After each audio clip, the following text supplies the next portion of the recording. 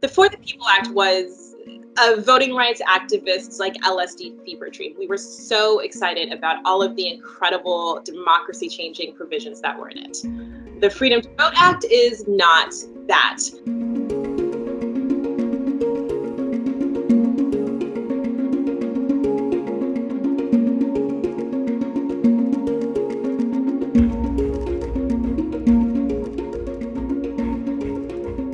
It is a moderate attempt to make small changes that may have some effect, but they're not the radical change that we really need. So here are 5 things to know about the Freedom to Vote Act. 1, voter ID laws. There are over 21 million eligible voters in this country who do not have ID. And a lot of those people are unhoused, or they're returning citizens, or they're very elderly, or they're young and just starting out in life. And if you've been to the DMV, you know how tough it is to get an ID. Now imagine adding all of those challenges. And so saying that you have to show an ID to vote is telling those folks that they are not allowed to participate in democracy because they don't have the money or the documentation required to get an ID. So in the For the People Act, we were going to eliminate voter ID laws in all 50 states. It was very exciting. Unfortunately, in the Freedom to Vote Act, they say, all right, you're allowed to have voter ID laws, but you have to add some extra documents like a utility bill. That sounds great. It's definitely better in some states, but the fact is, if you are unhoused, or if you're living in a group home, or maybe if you're just someone who's living in a house with other people,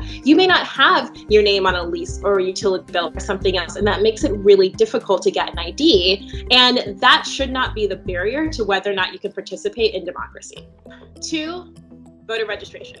In the For the People Act, we were going to institute automatic voter registration in all 50 states, which means that if you go to the DMV or use a government service or anything like that, you're automatically registered to vote. Unfortunately, in the Freedom to Vote Act, we got rid of that, but there are 2 measures that are pretty great. One is requiring every single state to pre-register anyone who is 16 or older, which is great. It means that high school students can be registered to vote before they turn 18 and graduate.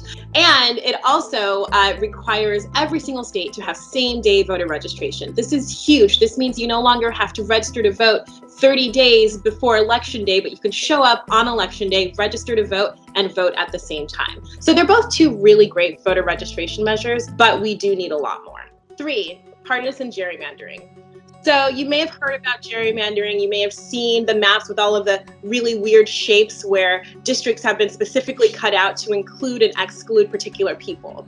So we decided a long time ago to make gerrymandering based on race illegal, but it has still been legal to do it based on political party. And what that means is that politicians get together and they decide, well, we'll make these districts really Republican and these districts really Democratic. And then we can all just keep our same districts forever. And it's problematic because what it means is that if you live in those districts, you really don't have the chance to vote fairly for a representative from either party because they've already been cut out to pretty much predict the win every time. So what the Freedom to Vote Act is doing is saying that it is no longer legal to gerrymander based on partisan parties, and that third parties are allowed to sue. So these are great, and they will be really helpful in helping to reduce partisan gerrymandering. But what we need, and what we had in the For the People Act, was redistricting that was done by independent third-party commissions so that the politicians weren't even involved, and we could have a much better chance of getting rid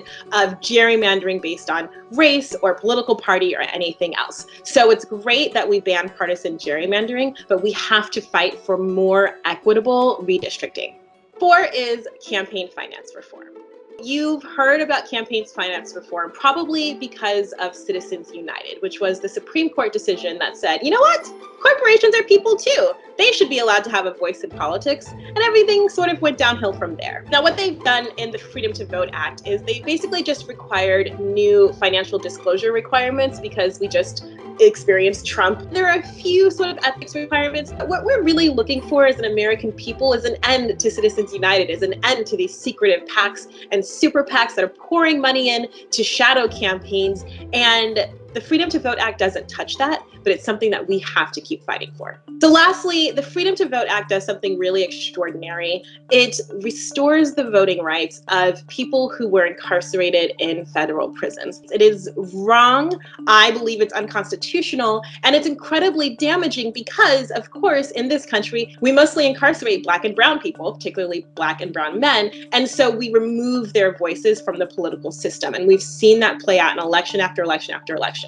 What Congress has done, and remember, they only have jurisdiction over the federal government, is that they are restoring the right to vote for anyone who has been incarcerated in a federal prison. It's an incredible thing. It is hopefully something that we will see play out on the state level across the country. And it is one thing that gives so much hope, because the more people we can enfranchise, the more people whose voices we can make heard, the better chance we have of accomplishing all of the things we talked about in the rest of this video and all of the other things that we want to do to really restore our democracies.